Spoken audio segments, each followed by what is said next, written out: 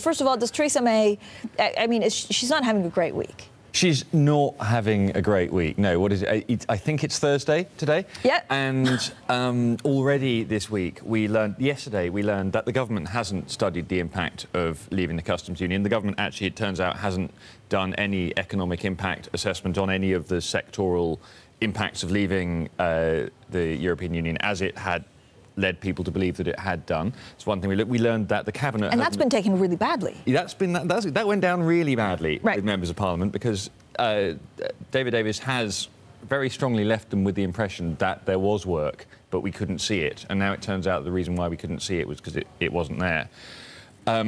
Also yesterday we learned that the cabinet has not in fact discussed where it wants to land at the end of Brexit. So they don't even know what they want out of the talks. Now, after that was revealed, the government said, oh, no, we definitely will have a cabinet meeting to discuss where things are going. But those are both astonishing pieces of news. Yeah.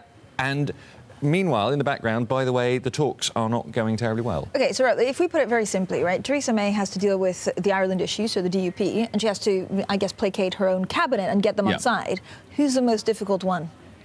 Oh, the DUP are always the most difficult people in any discussion. I mean, as they would say, that's their brand, is saying. But then, can they really stop supporting Theresa May, because then they're out? Who knows? I think probably. Well, so we think that the DUP quite like the deal that they have with the government. They quite like the influence they have with the government. They probably wouldn't want an election that might put Jeremy Corbyn in office. Those things are true. But the DUP are, don't try and play a game of chicken with the DUP. They are very, very, very, very tough negotiators. There's a lovely phrase in The Sun this morning, I think, where it says, somebody from the DUP says, this is a question of who blinks first, and we've cut off our eyelids.